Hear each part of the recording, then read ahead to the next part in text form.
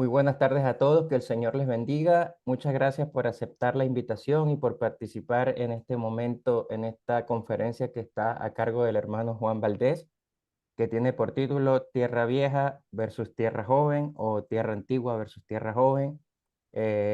Básicamente esto tiene un poco que ver la teología versus la ciencia, qué dice cada una, cuál es la postura más correcta, a dónde nos debemos ubicar o si no hay ningún conflicto entre ellas, agradeciéndole primeramente a Dios por permitirnos este espacio, por ayudarnos a través de la tecnología a que se reduzcan las brechas de espacio y de tiempo y sobre todo a poder tener a una persona como lo es el hermano Juan Valdés, que siempre ha mostrado su disposición y su interés por ayudar a la comunidad evangélica de acá de Latinoamérica y sobre todo a los que nos gusta la apologética y queremos ayudar a aquellos a que limen sus asperezas y sus dificultades para entender la fe.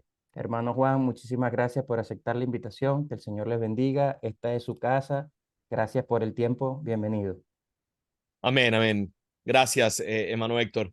Feliz de estar con ustedes hablando de un tema que me apasiona. Mi nombre es Juan Valdés, como bien usted me presentó.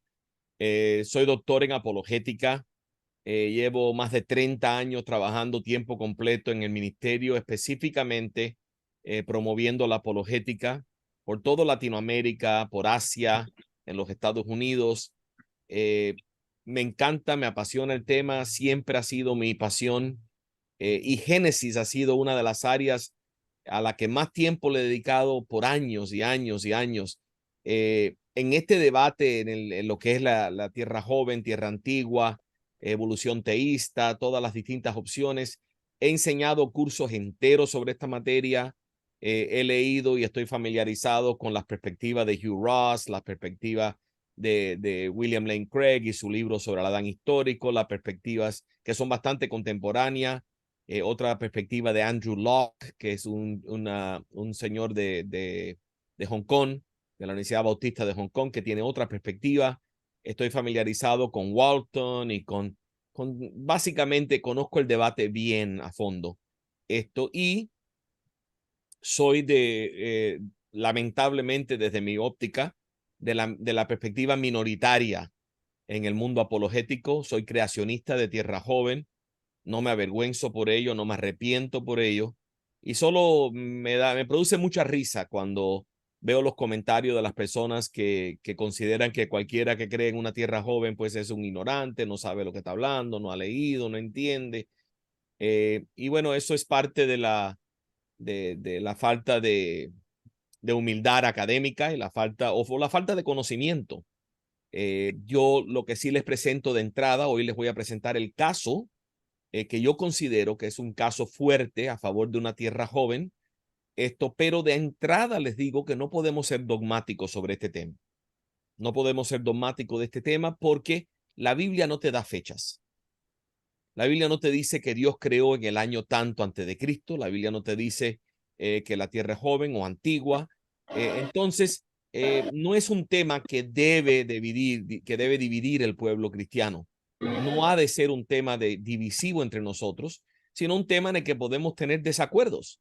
Y de paso, muchas de mis amistades no concuerdan conmigo en el mundo de la apologética y sin embargo tenemos muy buenas relaciones. Escribimos libros juntos, compartimos púlpitos en conferencias, compartimos almuerzos y cenas cuando tenemos una oportunidad y amistad, porque no es un tema que debe dividirnos. Hay personas hay personas que este tema es debido a muerte para ellos y eso es lamentable porque realmente no lo es. Hay cosas que no son negociables. Hay cosas que no son negociables y lo que no es negociable es que Dios existe y Dios es un creador. Entonces, de una forma u otra, Dios está detrás de la creación de tu universo. Eso para mí no es negociable. El secularismo, el humanismo, lo que es la evolución ateísta, para mí es un absurdo y eso lo puedo respaldar con argumentos lógicos, con ciencia, con mucho. Inclusive he debatido mucho con ateos en este tema particularmente. Hay un debate ya bastante viejito, tiene ya, creo que son hace como 10 años atrás, pero por ahí por YouTube está un debate que yo tuve con un profesor de la Universidad de Iowa llamado Héctor Ábalos, que es ateo. y debatimos precisamente orígenes. Entonces, es un tema que realmente con el ateo se debate de alguna manera, pero en esta noche no vengo, no vengo para exponerle a una audiencia hostil, sino vengo a compartir con lo que considero que serían hermanos en la fe que pueden o no estar de acuerdo conmigo, pero quiero mostrarle mi caso y mi evidencia y cómo yo llego a esta conclusión.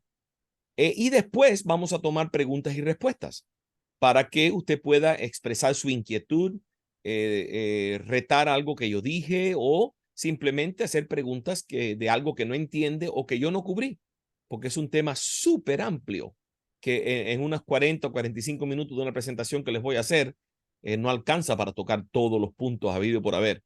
Pero de todos modos, espero que sea un tiempo provechoso. Nosotros los creyentes tenemos que tener una mente abierta a evaluar nuestras perspectivas y yo lo hago constantemente, constantemente. Por eso leo todo lo que escriben las personas con las que no estoy de acuerdo para probar mi perspectiva y estar seguro de que yo no me estoy engañando a mí mismo y que no hay argumentos mejores que los míos en este tema.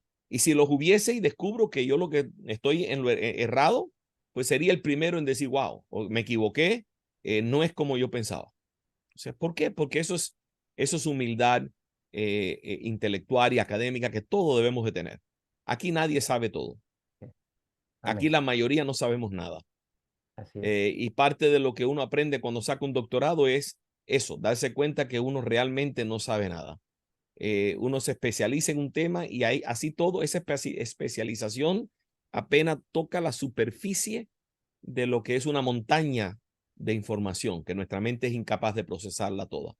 Entonces, habiendo dicho todo eso, vamos a entrar en lo que quiero presentarle mi caso. Voy a compartir mi pantalla con ustedes. Mientras preparo esto, les comparto también que soy pastor en la ciudad de Miami, en la Florida. Si alguna vez está visitando por acá, pues me encantaría que nos visite. Ya nos podremos, ya la información de contacto mía se las compartiré. Esto para que la tengan también al final. Y un momentico acá. Okay. Solo ¿Lo ven? recordarle a los hermanos que por favor mantengan en silencio y que como usted ya les dijo, pues al final vamos a tener un espacio para preguntas y respuestas. Amén, amén. Pues entonces, comenzamos. ¿Qué es el creacionismo? Y vamos a enfocarnos específicamente en el asunto de los 7 días, que es donde ocurre gran parte de la controversia, pero vamos a ver mucho más que eso en nuestra presentación. Hay 4 alternativas principales que intentan armonizar la Biblia con la ciencia. Entiendan que el debate realmente tiene que ver con la autoridad de la Biblia, la autoridad de la ciencia, la correcta interpretación de la Biblia y la correcta interpretación de los datos científicos. Entonces, hay mucho espacio para error interpretativo. Lo cierto es que si Dios es el creador del mundo natural, el mundo natural, lo que dice el libro de la naturaleza, no debe de ninguna manera contradecir lo que dice la revelación escrita de Dios, porque es el mismo autor y es Dios.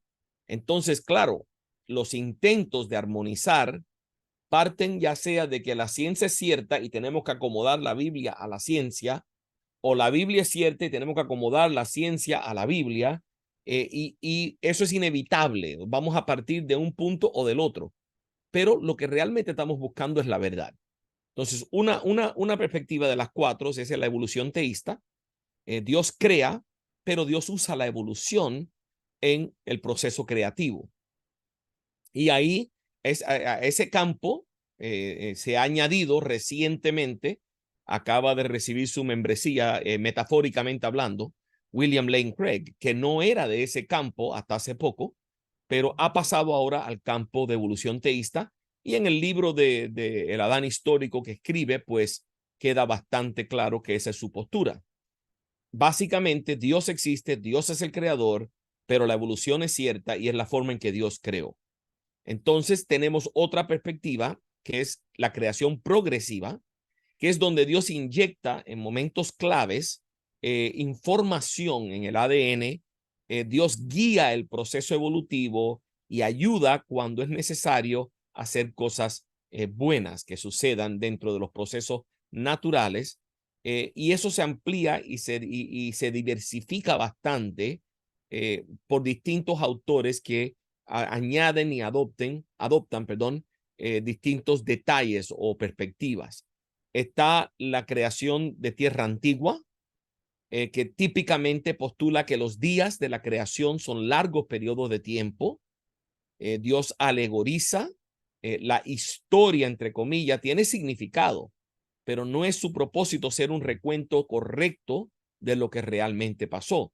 Ahí está Hugh Ross con su perspectiva de su ministerio, Reasons to Believe, y Fazal Rana, que está con él, que han escrito mucho sobre este tema. Son creacionistas de tierra antigua. Están varias otras organizaciones cristianas también caen bajo esta perspectiva de los orígenes. Y está la teoría de la brecha, que es muy asociada con la creación antigua, y es la idea de que hay una brecha entre los versos 1 y 2 en el primer capítulo de Génesis. Dios lo que hace en la semana de creación es arreglar o remodelar. Dios creó un mundo perfecto preadámico. Lucifer se rebeló, causó la ruina y la destrucción del primer mundo. Y entonces Génesis 1:2 comienza nuestra creación, que no es una creación de novo, sino es una creación más bien restaurada, arreglada, un mundo remodelado para ser habitado por el hombre. Entonces, esas perspectivas compiten con mi perspectiva, que es la perspectiva de la creación de tierra joven. Todo el debate, o digamos, gran parte del debate, tiene que ver con el significado de la palabra día en Génesis 1 y en otras partes de la Biblia. La palabra hebrea es yom, Y-O-M, yom, y yom puede tener muchos significados, y lo sabemos bíblicamente, pero el contexto en el que se usa aclara cuál es el sentido de la palabra. Veamos, por ejemplo, Génesis 1, del 3 al 5. Dice la palabra, y dijo Dios, sea la luz, y fue la luz. Y vio Dios que la luz era buena, y separó Dios la luz de las tinieblas. Llamó Dios a la luz día, y a la tiniebla llamó noche. Y fue la tarde y la mañana un día. Fíjense ahí que la palabra día aparece 2 veces en el versículo 5 y tiene sentido diferente las 2 veces. Es la misma palabra yom, pero en la primera frase dice, llamó Dios a la luz día y a la noche, llamó tinieblas a la noche, a las tinieblas llamó la noche.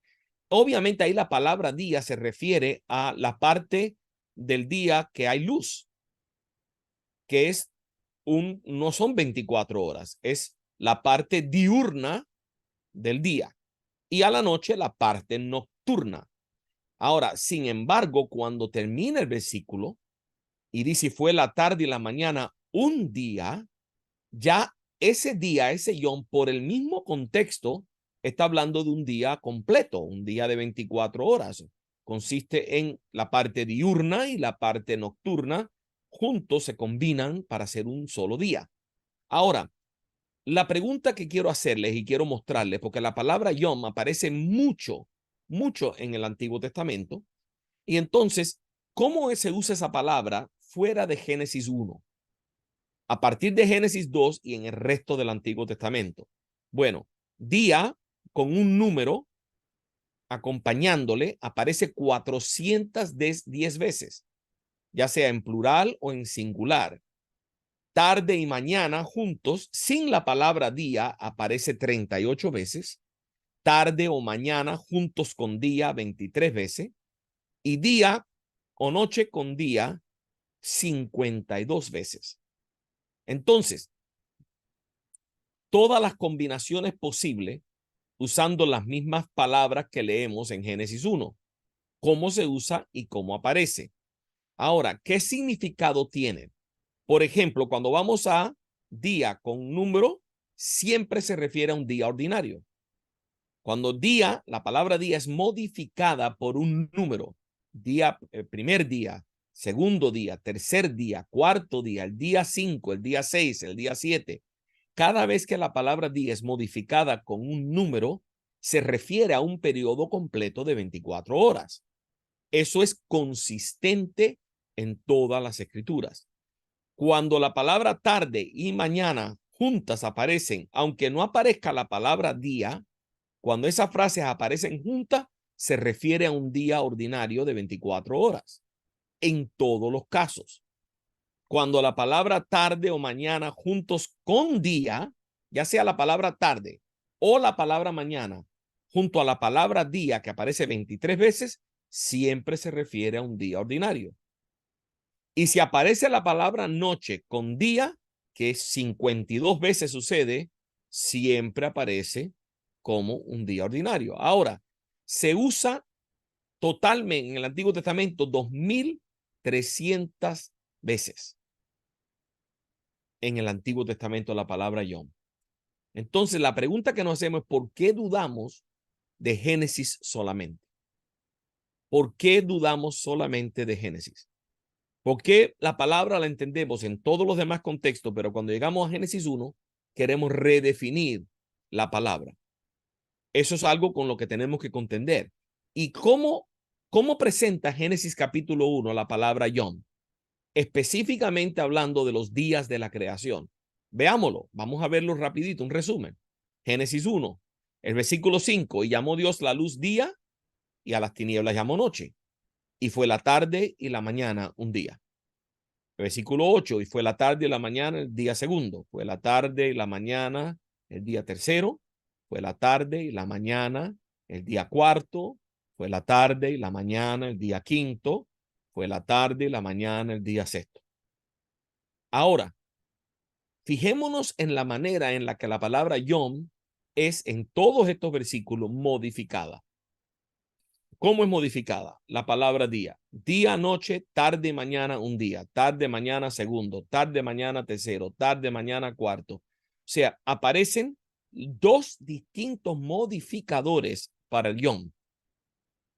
Aparece un número y cada vez que le pones un número a Yom, estás hablando de un día de 24 horas. Y aparece la frase tarde y mañana. Tarde y mañana, tarde y mañana, tarde y mañana, tarde y mañana.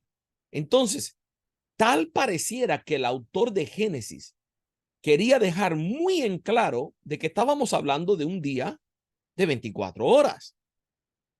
Y si nos cabe duda de que esa es una manera correcta de interpretar Génesis 1, ¿qué hacemos con Éxodos 20 cuando llega el mandamiento sexto del día de reposo?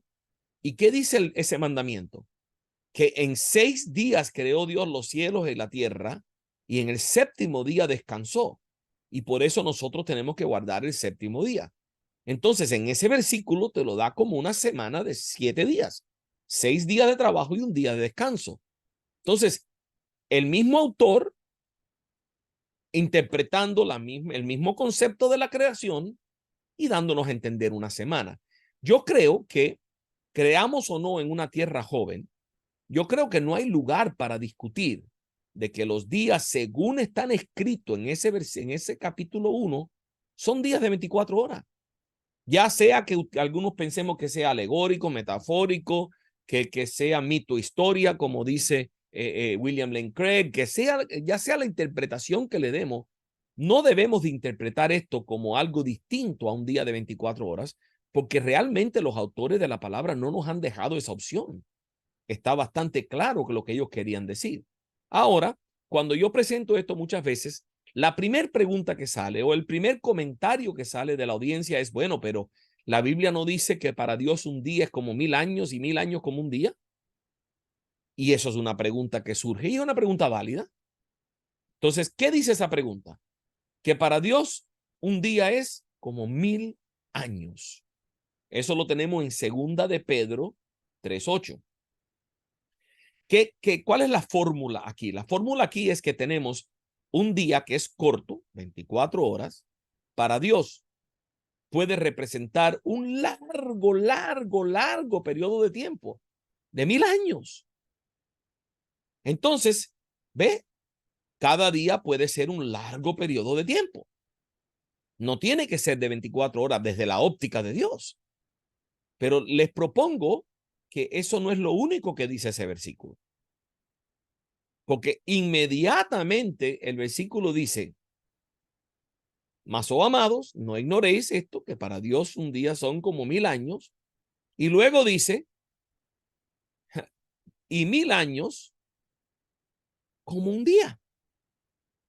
Entonces, esta segunda frase es todo lo contrario, es una fórmula contraria, donde un largo periodo de tiempo para Dios es como si fuera un solo día. Entiende que esas dos frases no son sinónimos, son antónimos. En uno tenemos una unidad pequeña, equivalente a una grande, hay una ampliación, y en la otra tenemos una grande reducida a una pequeña, hay una reducción. Entonces ahora la pregunta es, bueno, ¿y cuál de las dos aplicamos? ¿Cuál de las dos aplicamos? Si aplicamos la primera fórmula, entonces los 6 días pueden ser 6000 años. Pero si aplicamos la segunda fórmula, entonces esos días se convierten en fracciones de segundo. Fracciones de segundo, no 24 horas. El problema es, y estemos claros, es que el pasaje de Pedro no te está dando una fórmula para darle sentido a la palabra día o para interpretar Génesis 1 o una herramienta o una llave para entender lo que quiere decir Yom. Lo que te está diciendo Pedro es que Dios no está sujeto a las limitaciones de tiempo humano. Que Dios no está sujeto a las limitaciones de tiempo humano. Eso es lo que te está diciendo Pedro. Dios es omnipresente, omnisciente, Dios es eterno. Dios no está sujeto a nuestras limitaciones y el tiempo que a nosotros nos limita, a Dios no le limita. Y en su contexto eso es lo que Pedro está diciendo. Entonces es un error tomar ese versículo de Pedro como una llave para interpretar Génesis. Además es imposible porque depende cuál llave usa, porque es un llavero de 2 llaves y las 2 llaves son diferentes. Y las dos dan sentido diferente, si eso fuera el propósito de ese versículo. Ahora, Éxodo 20 bloquea todo intento de meter millones de años en Génesis 1. ¿Qué dice Génesis 20? Que ya les mencioné cuando estamos hablando de los 10 mandamientos. Y de paso, esto lo escribió Dios con su dedo en las tablas. O sea, esto ni siquiera lo escribió Moisés. Esto lo escribió Dios. Entonces, ¿qué dijo Dios en Éxodo 20? 6 días trabajarás y harás toda tu obra. Mas el séptimo día es reposo para Jehová tu Dios. No hagas en él obra alguna, tú, ni tu hijo, ni tu hija, ni tu siervo, ni tu criada, ni tu bestia, ni tu extranjero que está dentro de tus puertas. ¿Por qué? Porque en 6 días hizo Dios los cielos y la tierra, el mar y todas las cosas que en ellos hay, y reposó en el séptimo día. Por tanto, Jehová bendijo el día de reposo y lo santificó. Entonces, está más que claro que es una semana literal lo que Dios mismo dice que sucedió. Entonces, creo que el caso a favor de días literales de 24 horas es súper establecido. Y algunos preguntan, bueno, pero ¿cuál es y cómo pueden ser días literales si el sol no aparece hasta el cuarto día? ¿Y cómo medimos un día? Un día lo medimos el tiempo que demora la Tierra dando vuelta en su eje con relación al sol. Y si el sol no existe hasta el cuarto día, ¿cómo van a ser días de 24 horas? Pero te pido, mira, la pregunta es honesta, pero la pregunta comete una falacia, un error de razón muy grande. O sea, desde la perspectiva humana, para nosotros medir un día, el sol es muy útil. Pero para Dios no necesita un sol para saber que es un día pasado de 24 horas. O sea, Dios puso la Tierra a girar en su órbita, en su eje, y Dios estableció que la Tierra giraría en 24 horas, daría una vuelta completa. Entonces, Dios sabe lo que es un día. Y si Dios dice que fue un día y después un segundo día y un tercer día, haya o no haya sol, no importa. Veamos o no veamos el sol, no importa. Porque la Tierra sigue dando vuelta en su eje a la misma velocidad que siempre lo ha hecho desde que Dios creó el universo. Entonces, sí, es una limitación desde la óptica humana, Pero esto no lo está escribiendo el hombre, esto lo está escribiendo Dios. Y desde la óptica de Dios, el que el sol no sea visible a nosotros, o no haya existido, o lo que fuese la situación, no cambia de que eran días literales, ni altera ni afecta. Ahora, seguimos. ¿Cuál es la cuestión de la edad de la Tierra? Porque esto está muy relacionado con los días. Entonces, si leemos a simple vista, una simple lectura de Génesis, ¿qué es lo que encontramos? Una creación perfecta que cae en pecado. Como consecuencia del pecado aparece la muerte, el dolor, el sufrimiento. Y en Génesis 3:15 Dios revela un plan para redimir el hombre, para restaurar la creación. Y ese es el plan completo de Dios de redención del hombre. Si te das cuenta, Génesis 1 y 2, la tierra es perfecta, un paraíso creado por Dios para que el hombre lo habitara para siempre. Sin muerte, sin dolor, sin nada. Es un lugar perfecto. ¿Cómo termina las escrituras en Apocalipsis 21 y 22? Con tierra, cielo nuevo, tierra nueva, perfecta, donde no hay muerte, no hay dolor, todo paraíso restaurado. Todo lo que sucede en el medio es la restauración necesaria como consecuencia del pecado. Ahora, las palabras tienen sentido. Por eso hay una disciplina en el mundo académico que se llama hermenéutica. Y en la hermenéutica nosotros entendemos que cada versículo tiene un sentido. En la hermenéutica es el estudio de la interpretación del texto escrito. Es un método de interpretar las escrituras. Y lo más importante, si usted ha tomado hermenéutica en el instituto, en el seminario, sabe que uno de los factores más importantes para entender las escrituras es el contexto. El contexto es rey a la hora de hablar de hermenéutica. Tú no puedes definir una palabra si no la pones en un contexto, porque en distintos contextos una palabra puede querer decir distintas cosas. Y yom, que es la palabra que estamos considerando, es un día definido por tarde y mañana en Génesis 1:5, según Brown Driver Briggs, que es uno de los léxicos más importantes del hebreo. Yom, 24 horas también en Génesis 1:5, como lo dice Kohler y Baumgartner, otro léxico del hebreo y el arameo que es súper respetado en el mundo académico. Entonces, estamos interpretando literalmente lo que dice el texto. El texto dice que una creación, 6 días perfectos, todo era perfecto. Fíjate que dice Génesis, 5 veces dice Dios que todo era bueno. Y vio Dios que era bueno, y vio Dios que era bueno, y vio Dios. Y después que hizo al hombre, después del día sexto, dijo, y vio Dios que era bueno en gran manera. Ahora, ¿qué pasó a esa creación buena? Todos lo sabemos. La caída. La caída. ¿Y cuál fue la consecuencia de la caída?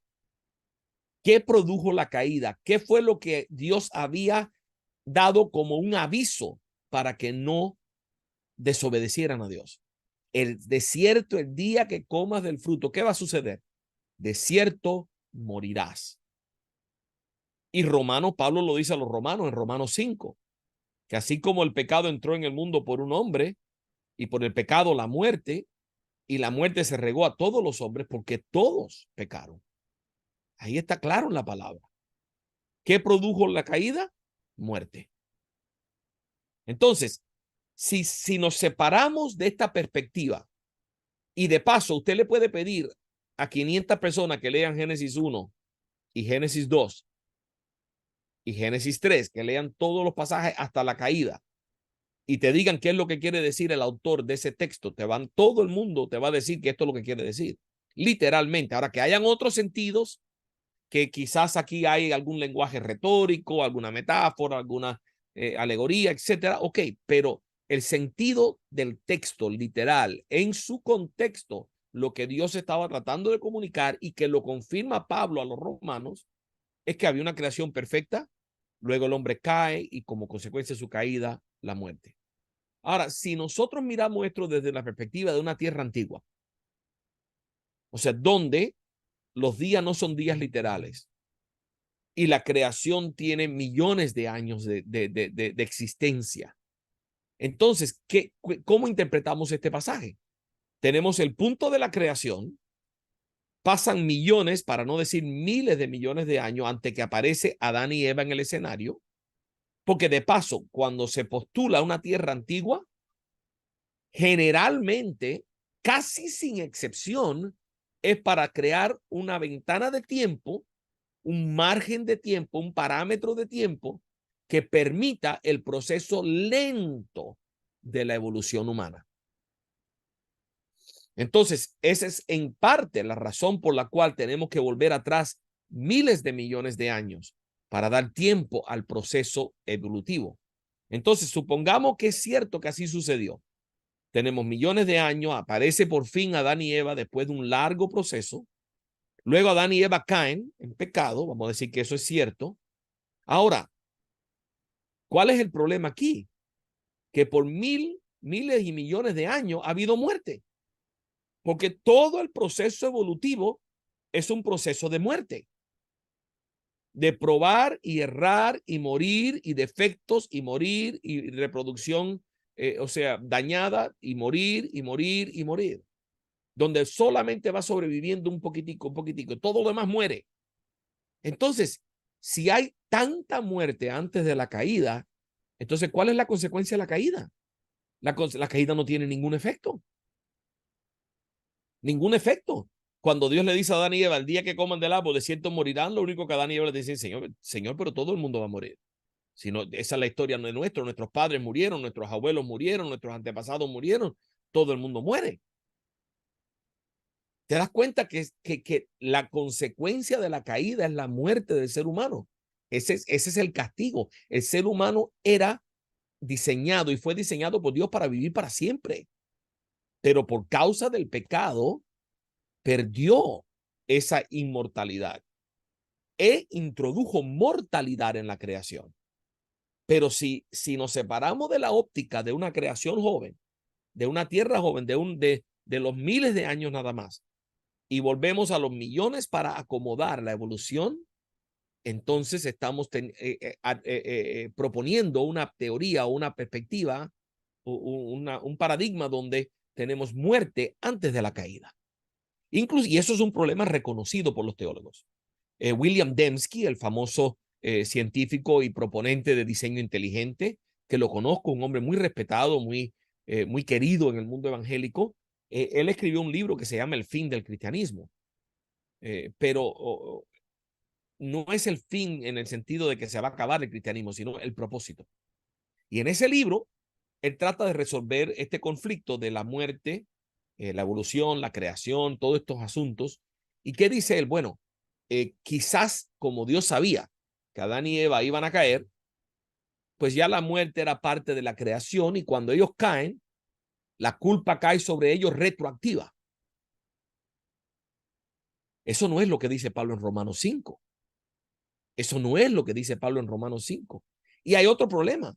Esto no es algo que podemos aceptar sin ver las consecuencias que le acompañan, porque amenaza hasta el mismo evangelio. Si el pecado no fue la causa de la muerte, entonces ¿por qué tuvo que morir Cristo en la cruz? ¿Por qué? No tiene sentido. O sea, el pecado del hombre no produjo muerte, según esta perspectiva.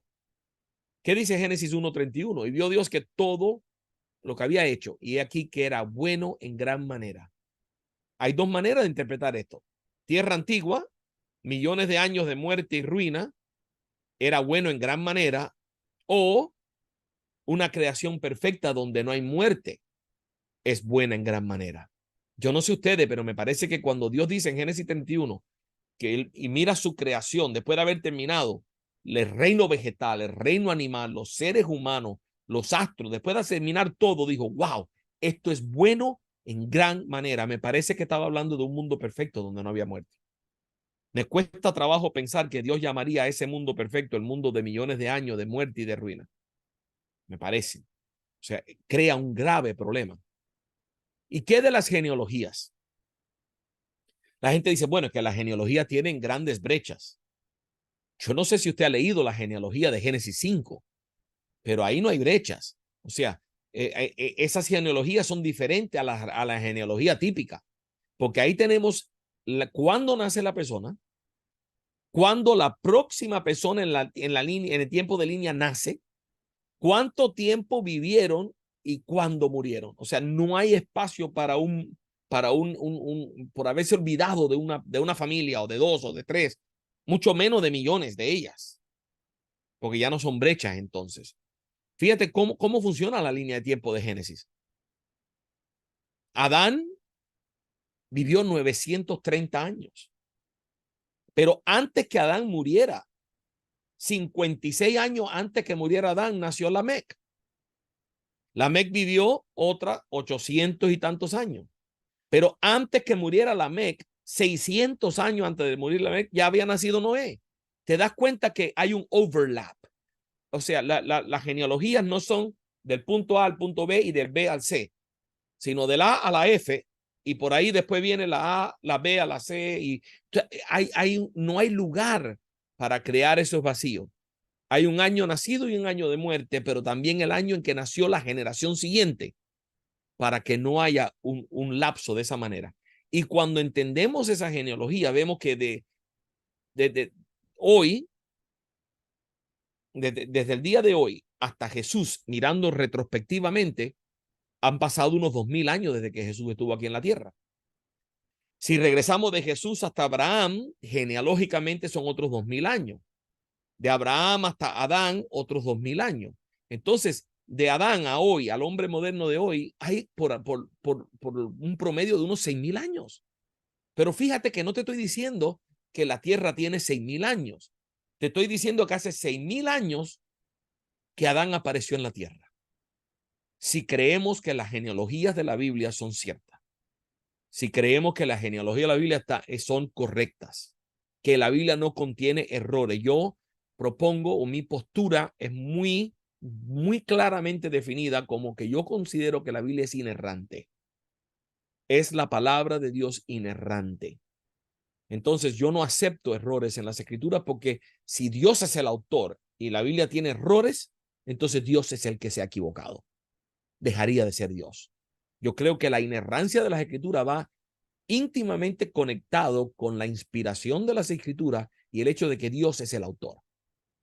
Entonces, si Dios es el autor y las genealogías son correctas, entonces el hombre lleva en la tierra por ahí unos 6000 años, más o menos, más o menos. Podemos extender eso un poco, pero no mucho. ¿Qué dice? Ahora, alguien pudiera estar pensando y dice, bueno, yo acepto que eso de Adán a hoy hay unos 6000 años, pero antes de Adán pudo haber pasado millones de años. Adán no tiene que coincidir con el día primero de la creación del universo. La creación del universo puede tomar lugar en un momento y después, millones de años después, aparecer la creación del hombre. Y la creación, a lo mejor los 7 días acontecieron después de que la tierra ya había existido millones de años. Y pudiera ser una teoría aceptable, excepto que tiene un grave problema. Jesús. Porque en Marcos 10, Jesús dice que al principio de la creación, varón y hembra los hizo Dios. Estaba hablando del divorcio, pero al hablar del divorcio alude a la creación y dice que desde el principio de la creación, varón y hembra los hizo. O sea, entonces Jesús lleva a Adán y Eva al principio. Y es bastante obvio que eso es lo que él está haciendo. Ahora, ¿cómo respondemos a las objeciones a esta postura? Las universidades cristianas, muchas escuelas cristianas, aún líderes, pastores, organizaciones cristianas, leen Génesis y dicen, sí, pero eso no es lo que Dios quiso decir. Quizás los días son largos periodos de tiempo, quizás hay metáforas y alegorías, quizás lo que estamos viendo es un andamio, una estructura. Los primeros 3 días se establece la estructura y los segundos 3 días se pobla cada una de esas estructuras, el reino animal, vegetal, el reino animal y los seres humanos, pudiera interpretarse de otra manera, de aquella manera. Esto, lo que tú estás leyendo no es necesariamente lo que Dios quiso decir. Eso es una respuesta que yo escucho bastante. Y casi siempre viene seguida por segunda de Pedro, que ya lo hemos cubierto. Los 1000 años, etcétera. Pero el mismo pasaje te lo dice, que es una figura de lenguaje. Para el Señor un día es como. No es que un día son 1000 años, es que es como. Es una figura de lenguaje. Imagínense que apliquemos, solo por argumento, apliquemos este concepto que para Dios un día son como 1000 años. Entonces, ¿cuántos días estuvieron dándole vuelta Josué y su ejército a Jericó? Ah, ya entendemos por qué se cayó Jericó. Porque tuvieron ¿cuánto? Un día son 1000 años, tuvieron 7 días dándole vuelta, 7000 años dándole vuelta a Jericó. Hicieron una zanja tan grande que los muros se cayeron. Pero nadie propondría eso. ¿O cuántos días tuvo Jonás en el vientre del pez? 3 días, 3 por 1000, 3000 años en el vientre del pez. ¡Wow! ¿Te das cuenta? Si tú no puedes aplicar una hermenéutica consistente en las escrituras, algo está mal con tu hermenéutica. Entonces, eso es algo, y esto es solo un poco de humor en este proceso para que veamos lo absurdo. Es una reducción al absurdo del concepto de que para Dios un día es como 1000 años. Ahora, otro grande problema con los largos periodos de tiempo es las plantas. Las plantas. Las plantas presentan dos retos. Primer reto, si los días fueron largos periodos de tiempo, como propone Hugh Ross, por ejemplo, y otros pensadores, entonces Dios crea el reino vegetal, pero Dios se demora miles de años en crear el sol. Tercer día reino vegetal, cuarto día el sol. Entonces, ¿cómo es que el reino vegetal sobrevive miles de años sin el sol? Si todo el ecosistema está diseñado para que la luz solar interactúe con la vegetación, no solo para darle vida, sino para convertir el proceso de fotosíntesis, para convertir el dióxido de carbono en oxígeno. Entonces, ¿cómo vamos a tener plantaciones y vegetación por miles de años sin un sol? Eso sí es un problema serio. Además, cuando hablamos desde la otra óptica, cuando hablamos de que los días, o sea, que la muerte vino por causa del pecado y que la muerte la introdujo a Adán en el jardín del Edén, Hugh Ross salta y dice, espérate un momento, las plantas morían, o sea, cada vez que se caía una hoja es algo que se ha muerto. Hay muerte antes de la caída. Tiene que haber muerte antes de la caída en el reino vegetal. Si ellos iban caminando y pesaban una hierba y se partía la hierba, ha habido una muerte. Entonces, él lo dice de esta manera en un libro que se llama A Matter of Days. Dice, la muerte de al menos las plantas o parte de las plantas tuvo que haber ocurrido antes que Adán. Entonces, no es un problema hablar de muerte antes de Adán. Pero yo no sé usted, o sea, yo creo que es bastante obvio para mí que hay una diferencia entre la muerte, entre comillas, de una planta y la muerte de un ser vivo, porque las plantas carecen de un alma. Y es interesante que cuando vas a la creación de Génesis 1 y 2, habla de que los animales, al igual que los seres humanos, tienen algo que se llama nefesh, que es lo que se traduce alma en hebreo. Entonces, las plantas no tenían el nefesh. Hay una diferencia entre una planta que vive orgánicamente y un ser humano que tiene vida, un animal que tiene vida.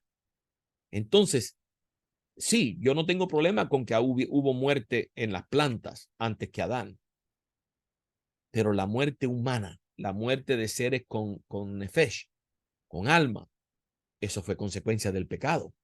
Fíjate que perdemos hasta el símbolo poderoso, que para cubrir la desnudez de Adán y Eva, el primer animal fue sacrificado y de sus pieles Dios mismo hizo para Adán y Eva cubierta para cubrir su desnudez.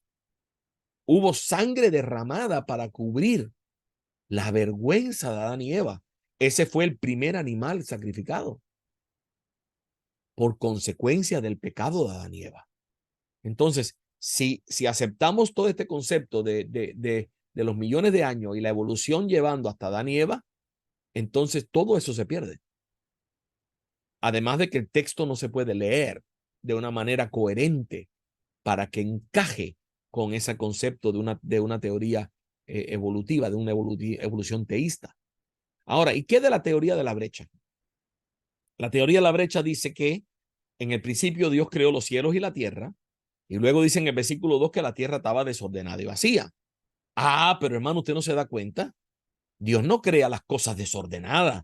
Dios no crea las cosas vacías. Dios todo lo que hace es perfecto. Entonces, ¿cómo va a ser que Dios creó todo desordenado? No, seguro que Dios creó todo perfecto y algo sucedió que provocó ese desorden. Entonces, obviamente, si eso es cierto, tiene que haber una brecha entre Génesis 1.1 y Génesis 1.2. Esa es la teoría de la brecha, que la presenta un teólogo escocés llamado Thomas Chalmers. Él es el primero que propone esta idea y se le conoce en inglés como The Gap Theory. Aunque se puede trazar un poquito más atrás a los daneses, a un tal danés Episcopios de nombre y otros filósofos, pero otros teólogos, pero el concepto es el mismo. Hoy en día hay personas que enseñan y predican esto. Ahora, les propongo una interpretación. Esto no funciona. Y les voy a dar una interpretación correcta de estos versículos en un momento para que usted vea lo que quiere decir el texto y no lo que nosotros estamos leyendo como si eso fuera lo que quisiera decir. Pero antes hay una palabra muy importante aquí y es que dice, y la tierra estaba desordenada y vacía. Esa palabra estaba es la palabra hebrea, el verbo hebreo allá. Y algunos que proponen la teoría de la derecha dicen que ese verbo no solamente quiere decir que estaba desordenada, sino que la tierra vino a estar. Y cuando cambiamos el sentido de esa palabra, de estaba a vino a estar o a llegó a estar, entonces estamos hablando de que algo causó que llegara a un estado de desorden. Una cosa es decir que algo está desordenado y otra cosa es decir que algo vino a ser desordenado. Porque ya entonces implica un proceso. Entonces, Charles Taylor, cuando vamos a los lingüistas, a las personas que saben sobre el hebreo y el sentido de las palabras, dice lo siguiente en su libro, las primeras 100 palabras de la Biblia.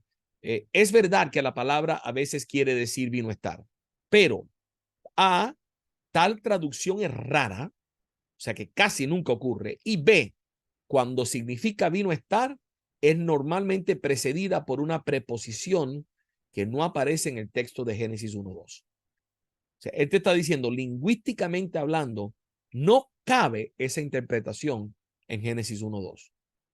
Weston Fields, en su libro Unformed and Unfilled, un libro que escribió específicamente como una crítica a la teoría de la brecha, dice lo siguiente, dice, gramáticos reconocidos, lexicógrafos y lingüistas han casi uniformemente rechazado la traducción vino a estar o se convirtió. O sea, los eruditos en el lenguaje te dicen, no, sería muy conveniente, pero eso no es una buena traducción. Ahora, la pregunta que nos hacemos nosotros es, ¿qué estaba sucediendo durante esta brecha de tiempo? ¿Qué estaba sucediendo aquí en la tierra durante esta brecha de tiempo? En el principio creó Dios los cielos y la tierra. Y la tierra estaba desordenada y vacía. ¿Qué estaba sucediendo en el medio? Si estamos haciendo esta brecha de millones de años, ¿para qué lo estamos haciendo? Para acomodar de nuevo el concepto evolutivo de la vida. Entonces, durante esos millones de años, hubo muerte, hubo dolor, homicidios, enfermedades, hubieron espinas, luchas, sufrimiento, extinción de animales. Todo eso es lo que encontramos en el récord de los fósiles. Entonces, ¿cómo acomodamos eso con lo que acabamos de hablar sobre las consecuencias del pecado. Además, en el principio creó los cielos y la tierra, conectado al segundo versículo, es conectado por la palabra, la conjunción y, que en hebreo es vav. Y la tierra estaba desordenada y vacía. Ese vav es muy significativo. ¿Por qué? Porque el vav es un disyuntivo y se usa para expresar una secuencia consecutiva de acciones. O sea que hasta esa palabra vav hace imposible separar el versículo 1 del versículo 2. Y acuérdate que cuando esto fue escrito, no había ni capítulos ni versículos. Eso se lo pusieron luego al texto para facilitar la búsqueda de pasajes. Y claro, y gracias a Dios por eso, porque imagínense si el trabajo que le cuesta a alguna gente encontrar un versículo bíblico ahora y tenemos nombre del libro, tenemos capítulo y versículo. Imagínense que usted tenga que buscar un versículo en Isaías, pero no hay ni capítulo ni versículo. Es todo texto, texto, texto, texto. Nos pasaríamos meses buscando versículos. Gracias a Dios que le pusieron código y número, pero no podemos usar esos números luego para crear teorías. Entre el 1 y el 2 hay una separación. No, tal separación no existe. Ahora, ¿cómo entonces el asunto de la teoría, cómo explicamos una tierra desordenada y vacía? Quiero aquí también hacer una pequeña pausa para explicarle un concepto que para mí, cuando yo entendí esto, entendí mucho con este concepto. Me tomó años descubrirlo, pero lo descubrí. Fíjate que cuando Dios crea todo, en el principio, cuando dice Génesis 1, en el principio creó Dios los cielos y la tierra. ¿Qué fue lo que Dios creó? Porque Dios creó todo de la nada. Ex nihilo, de la nada. Entonces, lo primero que Dios tuvo que hacer es la materia prima. La materia prima. Y luego los 6 días son Dios dándole forma a esa materia prima para crear de esa materia prima planetas, estrellas, animales, plantas, personas, etcétera, usando la materia prima que ha creado. Entonces, el versículo 2 lo que te está diciendo es que Dios creó toda la materia prima, pero la materia prima no tenía orden. ¿Por qué? Porque todavía Dios no lo había ordenado para formar algo con ella y estaba vacía. O sea, no había plantas, no había animales y no había personas porque todavía Dios no había habilitado esa materia prima para ser habitada. Entonces, no estamos hablando de que algo es que estaba en un estado caótico y desastroso, sino algo que estaba en una etapa primordial. Mire, y esta ilustración me ayuda mucho a entender esto. Vamos a suponer que usted ahora contrata a alguien para que le haga un escritorio de caoba. Y usted le dice, mire, yo quiero que me haga el escritorio así, con esta gaveta, con esto, una cubierta de piel. Le da todas las instrucciones, le da el depósito y a los 15 minutos vas al taller. A ver, quiero ver el escritorio.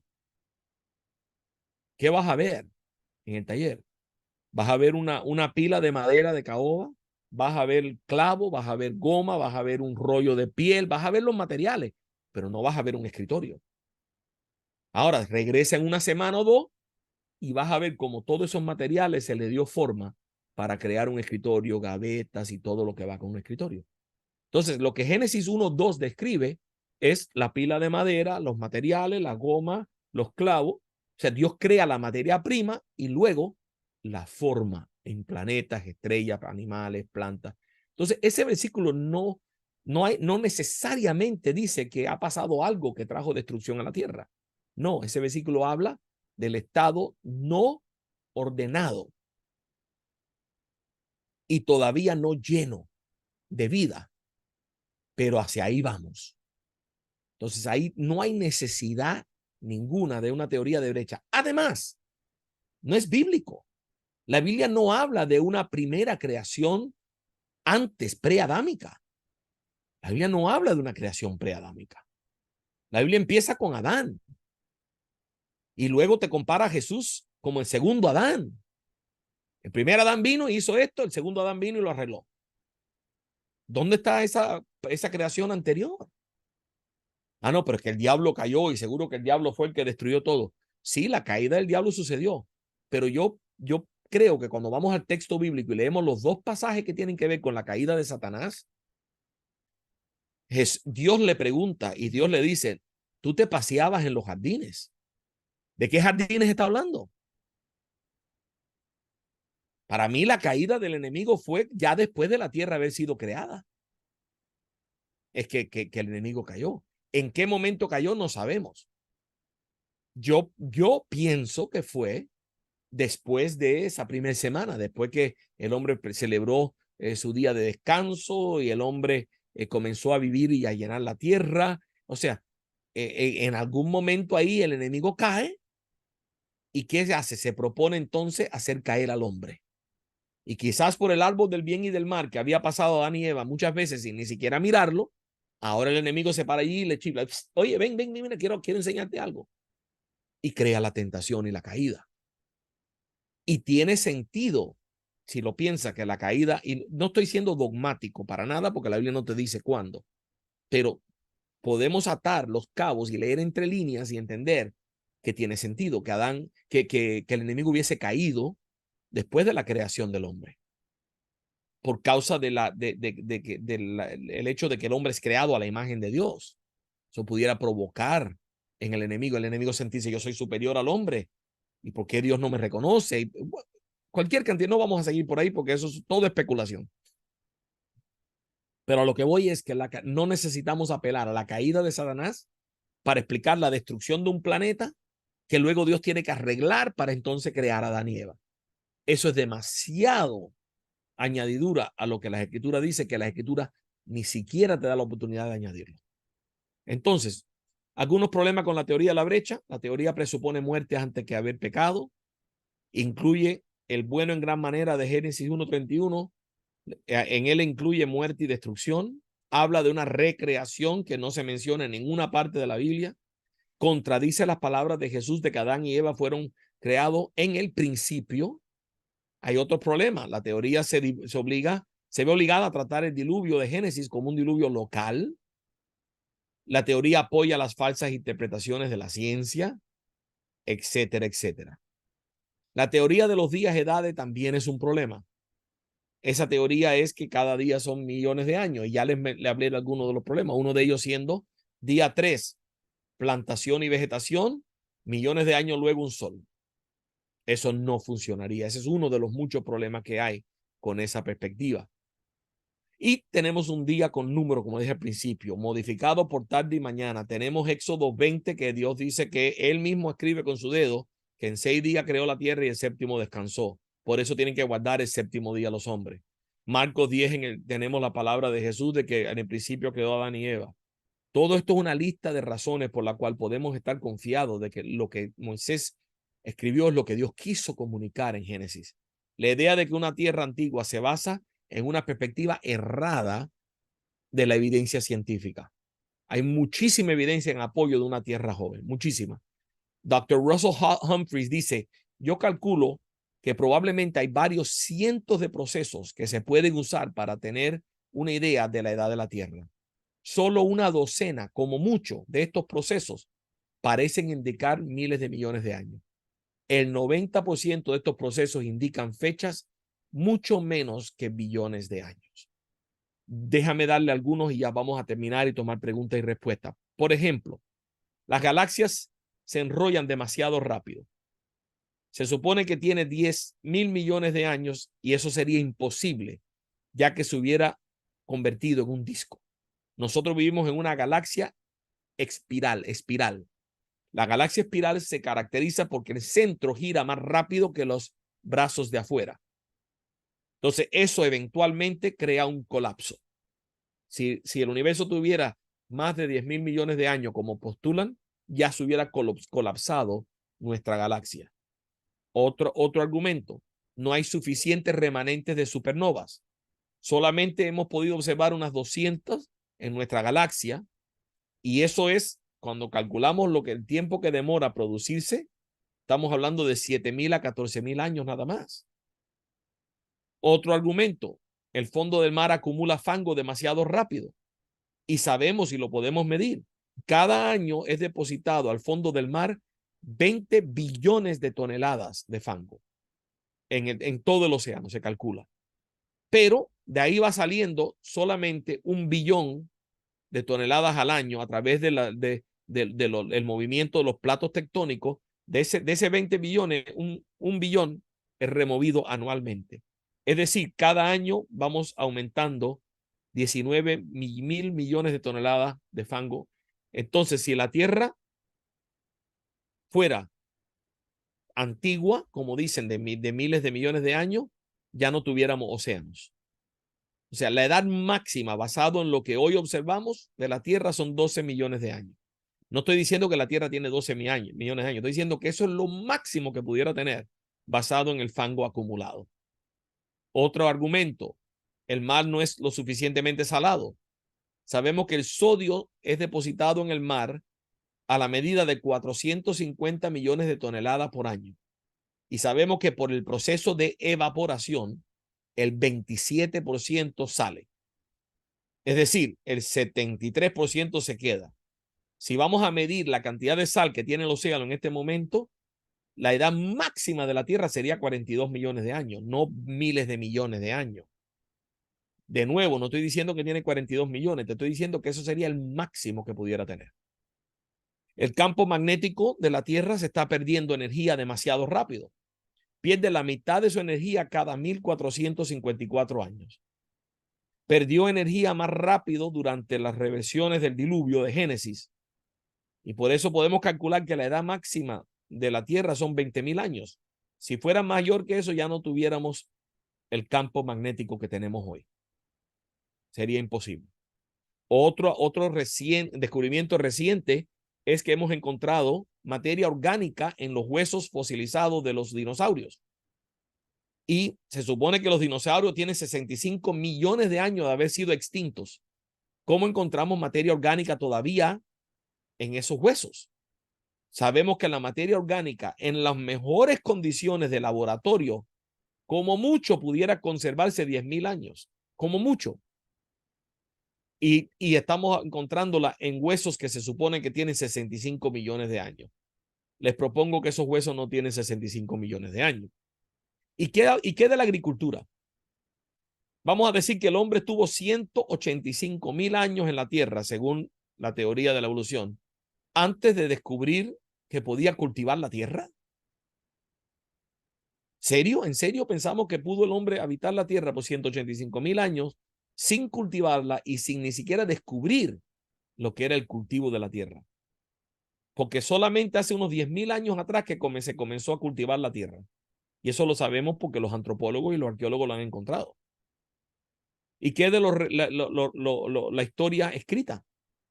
Registros de historia demasiado corta. El hombre lleva 190 años aquí en la Tierra antes de aprender a escribir su historia. Solamente tenemos registros históricos de 4 o 5 mil años atrás. Entonces, el hombre, ¿qué tiempo demoró en poder comunicar? O sea, tenemos serios problemas. Todo lo que es civilización moderna tiene menos de 20.000 años de haber existido. ¿Qué tal? Bueno, pero hermano, usted no ha ido al Gran Cañón, usted no ve la fosilización, como las capas de los estratos se van depositando lentamente por millones y millones de años hasta ver todo lo que vemos en el Gran Cañón. Sí, eso es una explicación, un proceso lento, acumulativo, pero también hay otra explicación en el mundo de la geología. Y si usted ha estudiado geología, sabe que no solamente hay una escuela de pensamiento, hay también una escuela llamada catastrofismo. Y la escuela de catastrofismo te dice que lo que observamos hoy no necesariamente es el resultado de un proceso lento y acumulativo, sino que puede ser afectado por catástrofes. Y lo observamos. ¿Cuándo lo observamos? La erupción del volcán de San Helens. En el 1992, ese volcán explotó. Y en cuestión de semanas, creó un mini cañón, un mini gran cañón, con estratos, con fósiles, con todo. Entonces, cualquiera que llega a ese lugar sin saber que hubo la erupción de un volcán en el 1992, hace apenas que 23, 33, 34 años atrás, que fue esa erupción. Cualquiera se acercaría hoy y se pone a analizar los estratos y dice, bueno, un estrato, dos, tres. Esto demoró por lo menos 14.000 millones de años en formarse. y se formó hace 40 años atrás. ¿Por qué? Porque la catástrofe es capaz de depositar muchas capas de estratos. Ríos enteros movieron cantidad de árboles que quedaron petrificados luego. O sea, estamos hablando de que el mini Gran Cañón de la montaña del volcán de San Helens en el estado de Washington es evidencia de que todo lo que vemos en el Gran Cañón pudo haber sido consecuencia de una catástrofe. Y qué casualidad que la Biblia habla de una catástrofe global, un diluvio global, que claro, de ser cierto, produciría todo lo que observamos hoy. Por tanto, me parece que sería buena ciencia, dice Russell Humphreys, seguir con el fluir del 90% de la información y utilizar como hipótesis que la Tierra es realmente joven y entonces tratar de encontrar explicaciones para el 10% restante. Este proceso me parece un acercamiento mucho más científico que el que toman los evolucionistas hoy. Básicamente ellos se concentran en el 10% de la información y esa es la información de la que siempre están hablando. Entonces, eso es un caso superficial de por qué yo soy creacionista de Tierra Joven. Principalmente porque considero que la Tierra, vamos a dejar de compartir aquí para ir a las preguntas, principalmente porque considero que la Tierra, la Biblia, el texto bíblico, habla de una creación reciente. Eso es mi convicción del texto. Entonces, yo entiendo que la ciencia propone otra postura. Amo la ciencia, respeto la ciencia. Muchas de mis conferencias son científicas.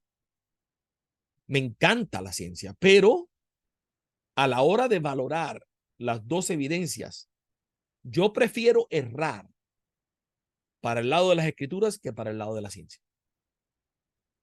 Entonces, sí, yo entiendo que hay objeciones y quizás algunas surjan hoy en las preguntas, y si algunas de las más importantes no surgen en las preguntas y respuestas, yo se las voy a proponer antes que terminemos. ¿Cuáles son los argumentos más fuertes en contra de mi postura? Porque hay que tomarlos en consideración y los hay. Pero antes quiero ver qué están pensando ustedes, qué pregunta tienen, qué duda, qué quizás no quedó claro de mi parte, y trataré de contestarle lo mismo. Yo no sé todo, le anticipo que quizás no sé la respuesta, pero voy a tratar. Bueno, vamos a hacerlo en orden. Si van levantando la manito ahí con el Zoom y ahí yo les doy la palabra. Vamos a tratar de ser concretos con la pregunta para que la mayoría podamos tener oportunidad. ¿Les parece? Entonces, bueno, vamos acá primero con José Javier Leal. No, primero estaba el señor Rafael Guedes, la levantó primero. Ah, ya, vamos con don Rafael. Saludos, pastor.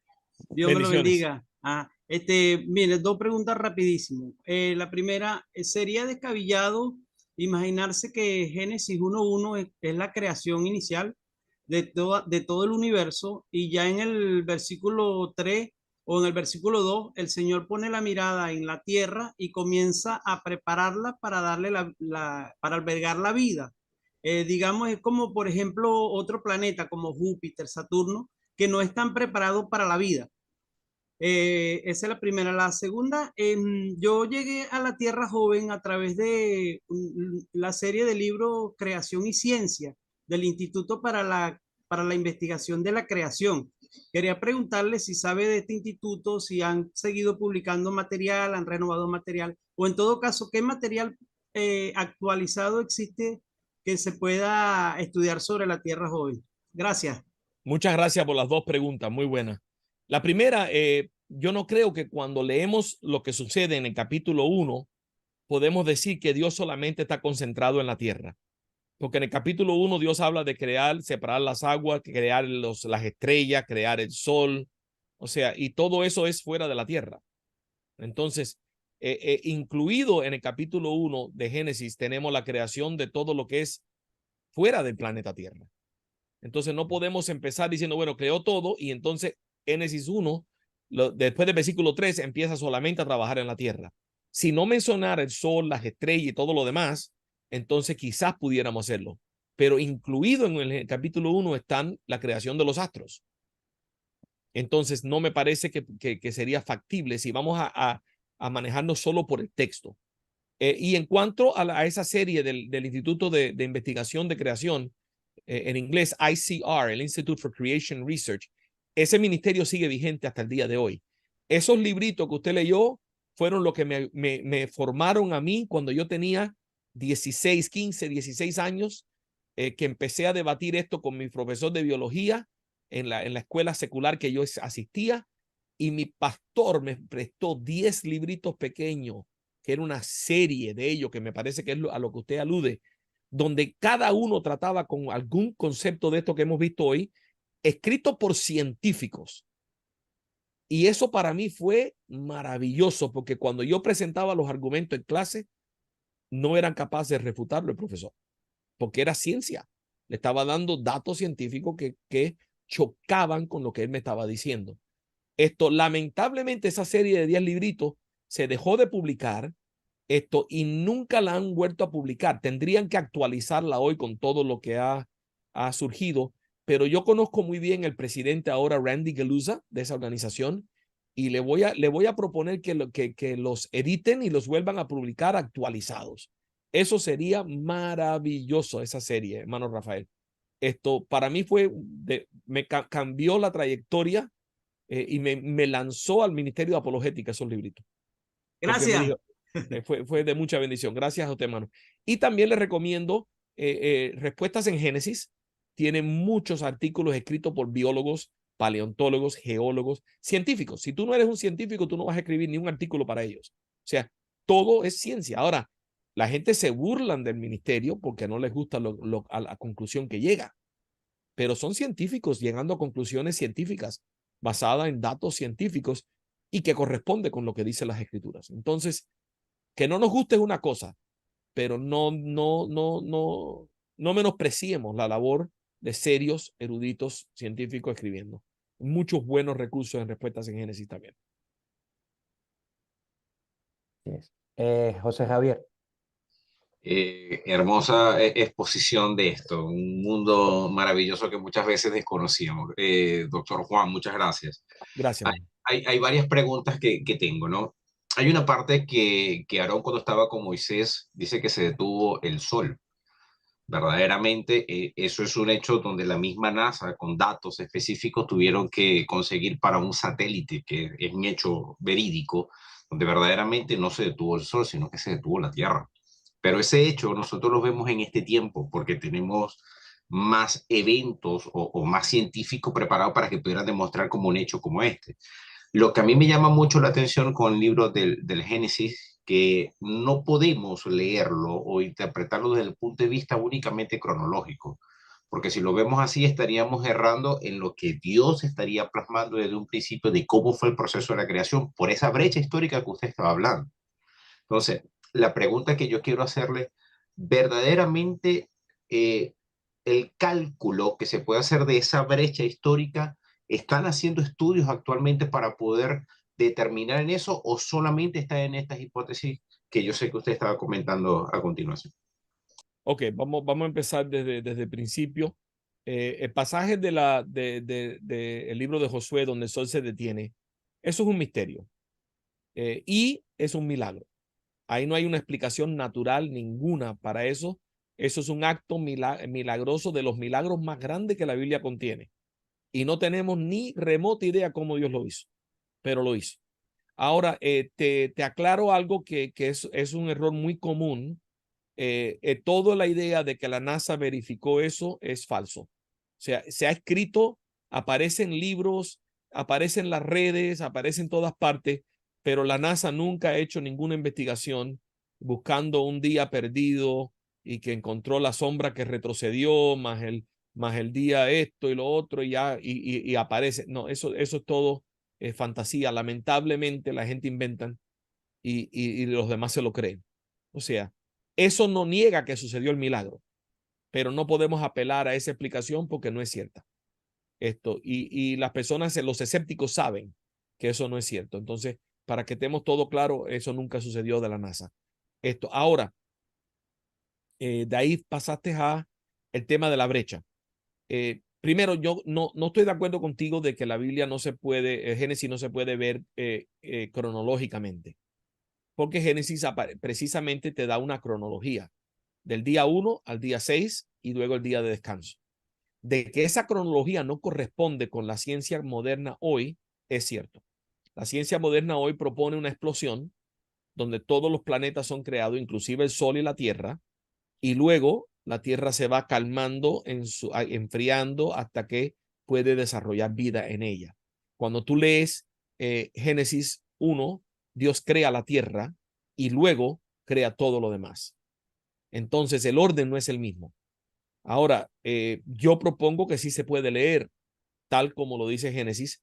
El único que estaba ahí era Dios. Nadie sabe cómo lo hizo. La teoría del Big Bang no es que sea errada, o sea, tiene conceptos que nos ha ayudado a entender mucho en el mundo de la astrofísica, pero también tiene graves problemas.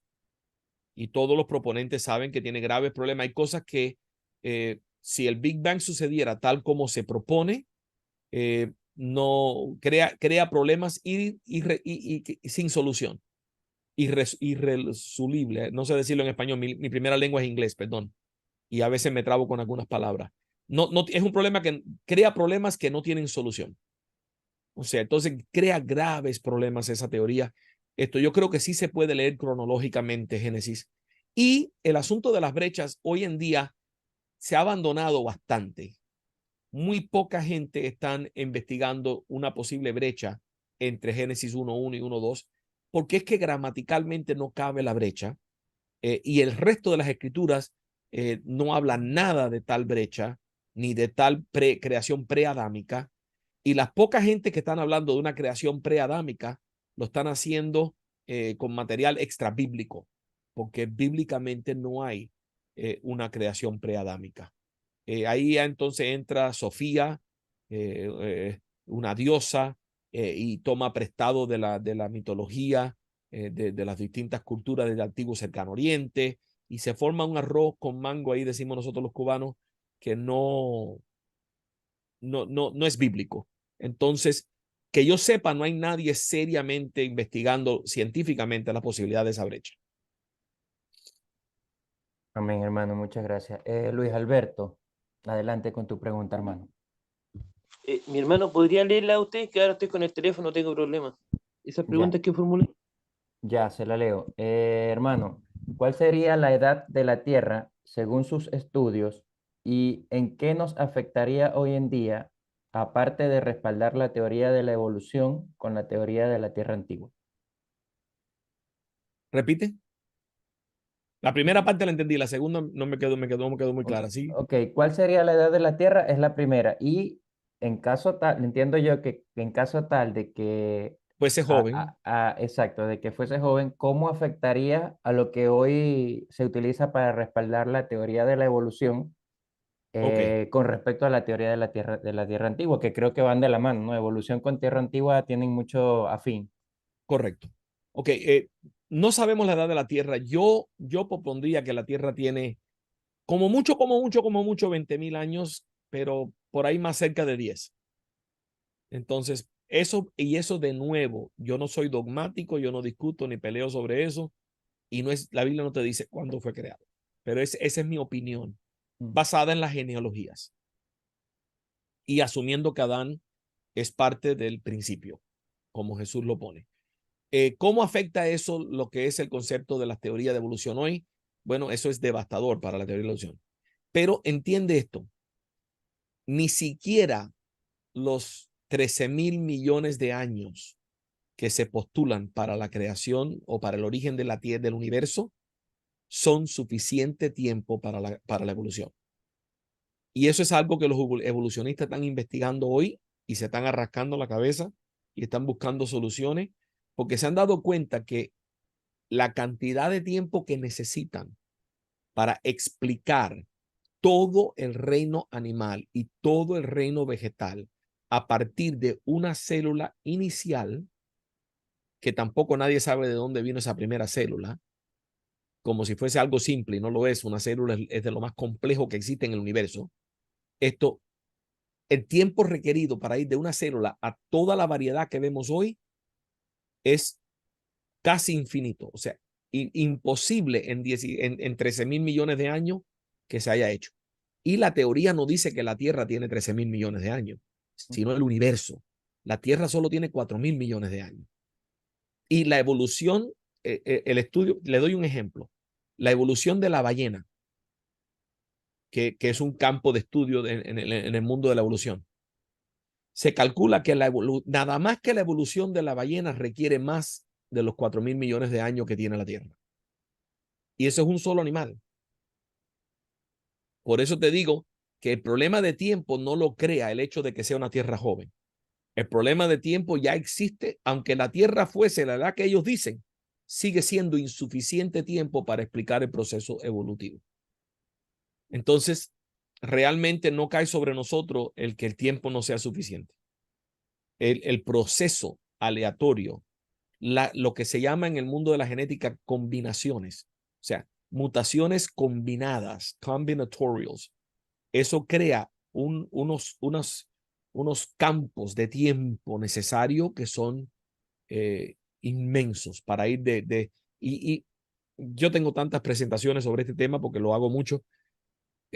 La teoría de la evolución de la ballena es para reírse. La gente se ríe de nosotros, que nosotros somos, pues, estamos ciegos, que somos ignorantes, que andamos creyendo en la Biblia, pero la teoría de la evolución de la ballena es un animal terrestre tipo lobo que regresa al océano y se convierte en una ballena. Esa es la teoría. Por favor, o sea, eso es algo que yo no tengo suficiente fe para creer eso. Gracias, hermano. Vamos a darle la palabra a Brian y luego voy a terminar yo con dos preguntas más que tengo acá. Perfecto. Adelante, Brian. Buenas noches, muchas gracias, Pastor Juan, por la enseñanza. Quería hacer dos preguntas. La primera es si en cuanto a lo que podríamos decir como el accionar de Dios, ¿La qué? ¿usted cree que fue, digamos, la creación fue por medio de la palabra de Dios o que Dios tal vez pudo utilizar algún proceso natural para poder crear al ser humano, a los animales y a todo eso? Bueno, esa pregunta Tal está vez, muy interesante. ¿Te respondo? sí, sí, Ok. Esto, primero, Dios crea con el poder de su voz, su palabra. Dice la palabra que Él habló y las cosas vinieron a existir. Dijo Dios y fue. Eso es poderoso. Pero entre las cosas que Dios dijo, Dios estableció las leyes de la naturaleza. Las leyes de la naturaleza. Entonces Dios creó procesos naturales que mantuviesen la creación. Dios creó el árbol, pero Dios diseñó el árbol de tal manera que la semilla del árbol que cae a la tierra pudiera procesar esa semilla y producir otro árbol. Esos son procesos naturales. No es que Dios usó esos procesos para crear, sino que Dios insertó esos procesos en su diseño para la reproducción. Dios creó animales, pero luego creó un sistema natural para que esos animales se reprodujeran y ese óvulo fertilizado pudiese entonces, por procesos naturales y sin intervención divina, generar otro animal a través del proceso del nacimiento. Y en todo el reino animal lo hizo. Y también lo hizo en el reino vegetal. Entonces, Dios no usa los métodos naturales para crear. Dios crea y diseña métodos naturales para reproducción. Eso es lo que observamos en el mundo natural. ¿puedo hacer otra pregunta más? Una breve. Dele. Ok, y bueno, bueno, en este caso es que está todavía en Génesis, pero por ejemplo, al momento que Dios menciona que por la causa del pecado la mujer iba a parir con dolor, eh, uno puede llegar a suponer, digamos, tal vez algún profesor de biología, que en realidad la mujer sí iba a parir con dolor, digamos, sin que existe ese pecado, pero a causa del pecado, la mujer, digamos, en este caso, da luz con mucho dolor. O sea, digamos, es un castigo pero que no necesariamente no iba a ser de esa manera, es decir, que la mujer naturalmente sin el pecado iba a dar solamente a luz de forma sin dolor, a eso me refiero. O sea, y Bueno, esa como, porque uno puede ver una severidad de Dios ahí, que al final creo que es muy, chocaría para algunas personas ateas ver que Dios, aun en un acto de nacimiento de un nuevo ser humano, haya tenido que ser, digamos, muy, muy severo. muy interesante la pregunta. Primero, yo creo que antes de la caída, Eva ya sabía lo que era dar a luz, porque el castigo fue aumentar el dolor. Y dar a luz, aunque no sería tan doloroso como lo es ahora, sí sería un proceso incómodo, pero no sería extraño el dar a luz sin dolor, porque lo vemos en el reino animal. En el reino animal vemos muchos partos donde no se ve un sufrimiento de dolor por parte del animal que está pariendo. Sin embargo, sí es parte del castigo y de que eso sea visto como severo, bueno, esa parte sí ya no, nosotros no podemos, o sea, Dios hace lo que Él quiere y eso fue parte del castigo y sí, añadir dolor al alumbramiento. Esto sí fue parte del castigo y antes de la caída, pues entendemos que o era mínimo o era inexistente ese dolor. Bien, Muchas gracias. Gracias, doctor. mi hermano, yo le tengo dos preguntas, aparte de que me gustaría que usted relatara las objeciones más importantes hacia la teoría de la Tierra joven, ¿ya? Correcto. La primera pregunta está relacionada con una conferencia que también usted dio sobre la evolución, donde usted comentaba y demostraba que los métodos de datación radiométrica difieren entre sí.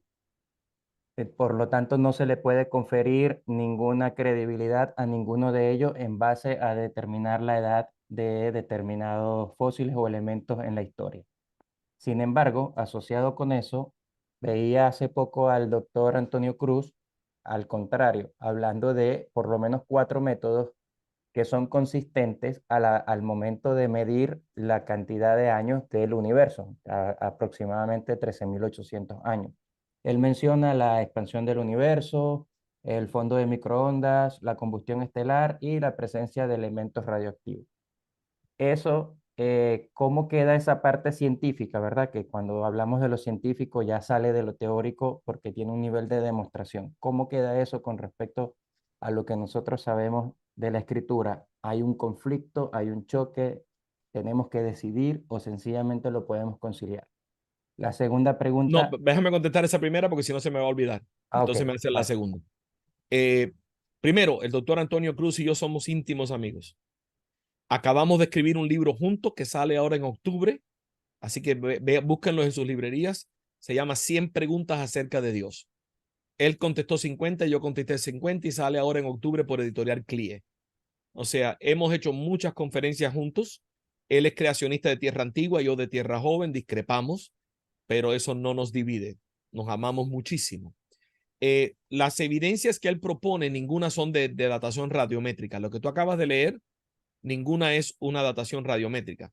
La datación radiométrica tiene que ver con cómo es reducido un elemento a otro elemento por la pérdida de isotopes, que no me acuerdo ahora cómo se dice en español. Isótopos. Isótopos.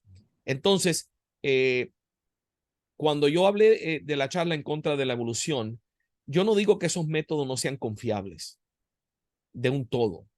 Yo lo que te digo es que no podemos ser dogmáticos con lo que el método te da. ¿Por qué? Porque el método tiene que asumir muchas cosas. Entre ellas tenemos que asumir que cuando algo fue sepultado en un sedimento rocoso para convertirse en un fósil, que fue sepultado con X cantidad de isótopos y que no ha sido expuesto al agua, porque el agua se roba los isótopos y rompe la escala de tiempo completamente, y muchísimos otros elementos que pudieran variar eso. El problema para mí más grande no es ese. El problema para mí más grande es que hay distintos métodos de datación y que según el método que apliquemos, vamos a tener respuestas diamétricamente opuestas. Entonces, cuando un paleontólogo se encuentra un fósil, cual sea el fósil que él quiere ponerle fecha, él tiene que decidir qué método va a usar para datación radiométrica. ¿Por qué? Porque él lo va a mandar a un laboratorio y les va a pedir que hagan la prueba y va a pagar miles de dólares que valen estas pruebas. No son nada económicas. Entonces tiene que decidir si va a ser el método potasio-argón, si va a ser el carbono 14, si va a usar el otro. Hay como 50 métodos de datación. Entonces él tiene que escoger uno de ellos. Si escoge carbono 14, el laboratorio le va a devolver una fecha de 0 a 20,000 años. Más de eso no va a recibir fecha. Si usa potasio-argón, el laboratorio le va a dar una respuesta de 50 millones a 150 millones de años, porque esos son los parámetros de una punta a la otra de ese método. Si usa otro método, le da de 1 millón a 50 millones. Si usa otro método, entonces el paleontólogo se ve obligado a adivinar más o menos qué edad tiene un fósil para escoger un método que le dé una medida que esté dentro de los parámetros de lo que él se imagina es la edad del artefacto. ¿Te das cuenta cuál es el problema? Entonces, si yo creo en el proceso evolutivo y yo creo que este hueso tiene que, si es un hueso de un antepasado humano, tiene que tener por lo menos 1 millón de años. Pues entonces yo no le voy a mandar a hacer una prueba carbono 14 porque lo que me va a decir que es 10,000 años. Le voy a mandar a hacer la otra prueba que me da entre 1 millón y 7 millones o lo que sea. Y qué casualidad que cuando me regresa cae dentro de esos parámetros. Entonces, ahí está el grave problema de la radiación datométrica. No es que no sean precisos, pueden ser precisos en muchos casos, pero esas discrepancias son terribles. Y el prejuicio del paleontólogo casi asegura la respuesta del laboratorio. Entonces, eso es lo que yo quise decir. Lo que Antonio propone, hay respuesta a todos esos argumentos. Esto que quizás en otro programa, en otro día, lo podamos rebatir o discutir o hablar. Esto para mí no son objeciones insuperables para nada. O sea, son buenas objeciones, pero no son insuperables desde mi óptica. ¿Cuál era la segunda pregunta? La otra pregunta va más hacia lo teológico, porque considero que yo no tengo ni siquiera un gramo para poder refutar o debatir nada, ni siquiera con ninguno de los académicos, pero a mí al igual que usted, me conmueve mucho cualquier ataque hacia la veracidad de las escrituras. Y cuando salió el libro de William Lane Craig, de verdad que ahí le perdí un poquito el cariño, para no decir el respeto, ¿no? Entendiendo esa situación de que grandes representantes del cristianismo hoy en día estén dando estos saltos, considera que haya un peligro hacia la cristiandad cuando estas personas ya comienzan a divagar un poco y a especular más de lo que la escritura tiene ya contemplado y ha afirmado de una forma más contundente. Por supuesto que sí, el peligro está ahí. Si estudiamos la historia de la teología, uno de los temas que a mí me fascina, la historia de la doctrina. O sea, es fascinante ver en distintas etapas de la historia de la iglesia, se han levantado grandes eruditos con enseñanzas que no son ortodoxas y arrastran cualquier cantidad de gente. Porque en el mundo evangélico, como en cualquier mundo, todo el mundo no puede ser especialista en todos los temas. Uno tiene que descansar en los especialistas. En las cosas de que uno no sabe y no maneja, uno tiene que confiar en el que sí sabe y sí la maneja. ¿Y qué sucede cuando la persona en la que uno confía está proponiendo algo que realmente choca con la ortodoxia bíblica, con las doctrinas más fundamentales de las escrituras? Lo que sucede es que las personas que lo escuchan no tienen el conocimiento para refutarlo y muchas veces creen ciegamente en lo que enseña una persona por el nivel de respeto que le tienen a esa persona y son engañados. Y para mí eso es muy lamentable. Eso lo hemos visto en la historia de la iglesia pasar muchas veces. Muchas veces. En los años 60 aquí en los Estados Unidos, los seminarios todos estaban enseñando de que la Biblia que teníamos en nuestras manos había sido posiblemente desvirtuada por añadiduras y traducciones malas y copias erradas, de una manera que no teníamos certeza de lo que hoy estábamos leyendo se pareciera en nada a los autógrafos originales. Y eso ya eruditos grandes estaban proponiendo esto, escribiendo libros sobre esto, y se estaba enseñando en los seminarios, y lamentablemente arrastraron cualquier cantidad de jóvenes seminaristas que no tenían otra opción que creerles. ¿Y qué pasa? Surgen los rollos del Mar Muerto. Y con un descubrimiento, los rollos del Mar Muerto, se vuelve a reestablecer la credibilidad del texto. Porque encontramos rollos enteros de Isaías con fechas de 200 y 300 años antes de Cristo, que son idénticos al Isaías que tenemos hoy en nuestra Biblia. Entonces, ¿qué pasa? La evidencia refutó a los eruditos, pero mucha gente fueron arrastrados con esa corriente. Entonces, yo respeto mucho al doctor William Lane Craig. Para mí es el filósofo más grande que hemos tenido en esta época, en esta era. Estoy súper agradecido de que está en nuestro equipo, que es un creyente que ama a Jesucristo. No dudo por un momento que es un hombre salvo, que es un hombre que ama a Jesucristo y que vamos a compartir la eternidad en el reino de los cielos como hermano, y lo amo. Pero es un ser humano, no es un Dios. Y los seres humanos nos equivocamos. Y mi humilde opinión es que él está equivocado en ese libro. Es mi humilde opinión. Me parece que se le fue el barco, como decimos nosotros los cubanos. Se le fue el barco. O sea, pero tenemos que tener la integridad para decir, bueno, lo quiero mucho, muy respetable, pero estoy en desacuerdo con él. No estoy dispuesto a comprometer lo que yo considero que es fundamental simplemente porque un hombre del calibre de él, sí, y créanme que él es mucho más inteligente que yo. O sea, si yo supiera la mitad de lo que a él se le ha olvidado, yo fuera un genio. O sea, pero los genios se equivocan también. Y creo que en ese libro él se equivocó. Vamos a ver, el tiempo lo demostrará. Coincido con usted. Bueno, le voy a dejar para que nos comente de sus redes sociales las objeciones más importantes y preguntan por ahí para cuándo Adán bajo sospechas. Y con eso ya yo creo que estaríamos bien. Perfecto. Mira, en cuanto hay una objeción que es la más fuerte que hay en contra de la perspectiva nuestra, y es la luz de los astros distantes. ¿Y cómo así? Sabemos la velocidad a la que la luz se mueve, la velocidad de la luz. Y sabemos que hay astros que la luz de ellos demorarían 13,000 millones de años en llegar a nosotros, esa luz. Y si nosotros los estamos viendo, entonces tiene que haber pasado 13,000 millones de años de tiempo para poder verlos. Entonces, ese argumento de la luz de los astros distantes es uno de los argumentos más fuertes que hay de que la Tierra es antigua. Pero no es irrefutable. No es irrefutable y te muestro por qué.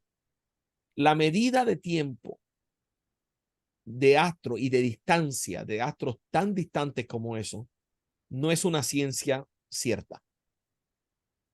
¿Por qué así?